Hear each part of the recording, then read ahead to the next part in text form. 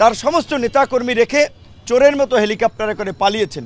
বন্দি বিনিময় চুক্তির মাধ্যমে যেন শেখ হাসিনাকে ফিরিয়ে দেওয়া হয়। আমরা আনন্দিত যে সাবেক প্রধানমন্ত্রী গণতন্ত্র এবং দেশপ্রেমের সংগ্রামে যার আপোষহীন ভূমিকা রয়েছে, আপনারা দেখেছেন বাংলাদেশকে ভারতীয় আধিপত্য এবং আগ্রাসন মুক্ত করতে তার যে বরাবরের মতো ভূমিকা, সাহসী ভূমিকা, যেই কারণেই কিন্তু তিনি যে ক্ষমতা থেকে দূরে ছিলেন এবং ক্ষমতা থেকে সরে যাওয়ার পরে তাকে জেলখানায় নিয়ে বিষ প্রয়োগের মাধ্যমে তাকে একটা মৃত্যুর দিকে ঠেলে দেওয়া, তার রাজনীতিকে শেষ করে দেওয়া, এটা শুধুমাত্র শেখ হাসিনা এবং আওয়ামী লীগের প্ল্যান পরিকল্পনা ছিল বলে এটা আমি মনে করি না।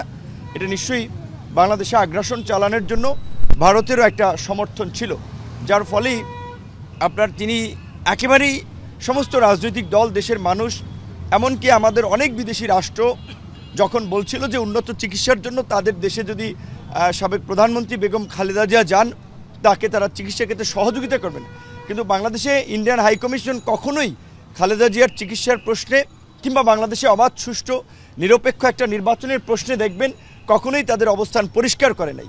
তো এটা পরিষ্কার যে আসলে বিএনপির প্রতি ক্ষোভ থেকে, খালেদা জিয়ার প্রতি ক্ষোভ থেকে ইন্ডিয়াও শেখ হাসিনার এই ফ্যাসিবাদকে এবং বেগম খালেদা জিয়ার উপরে এই অত্যাচার নির্যাতন চালানোর ক্ষেত্রে এই ফ্যাসিস্ট হাসিনাকে সহযোগিতা করেছিল। এবং যেটা আমাদের সংগ্রামী সাধারণ সম্পাদক বলেছেন, এই পরিস্থিতিতেও বেগম খালেদা জিয়া দেশে থেকেছেন, কিন্তু ফ্যাসিস্ট হাসিনা জনরোষে দেশে টিকতে পারেন নাই। তার সমস্ত নেতাকর্মী রেখে চোরের মতো হেলিকপ্টারে করে পালিয়েছেন। তাকে পালিয়ে যেতে দেওয়াটা একটা অন্যায় ছিল। আমি মনে করি যে জনগণের হাতে তাকে ছেড়ে দেওয়া দরকার ছিল, যেই কারণে আমরা এই সমাবেশ, মিছিল, প্রোগ্রামের মাধ্যমে বারবার আহ্বান জানিয়েছি ইন্ডিয়ার কাছে বন্দি বিনিময় চুক্তির মাধ্যমে যেন শেখ হাসিনাকে ফিরিয়ে দেওয়া হয়। বাংলাদেশের আইন আদালতে যেন শেখ হাসিনার সর্বোচ্চ শাস্তি, এই গণহত্যা চালানোর অভিযোগে তাকে যেন ফাঁসিতে ঝুলানো হয়। আজকে এই সাবেক প্রধানমন্ত্রী বেগম খালেদা জিয়া এই সাম্প্রতিক আন্দোলনে তরুণদের প্রশংসা করেছেন এবং বিশেষ করে তরুণ তথা রাজনীতিবিদদেরকে লোভ লালসার ঊর্ধ্বে থেকে এক হয়ে দেশ গঠনের কাজ করার জন্য আহ্বান জানিয়েছেন। কারণ লোভ লালসা মানুষকে ধ্বংস করে দেয়, দেশকে বিপথে পরিচালিত করে।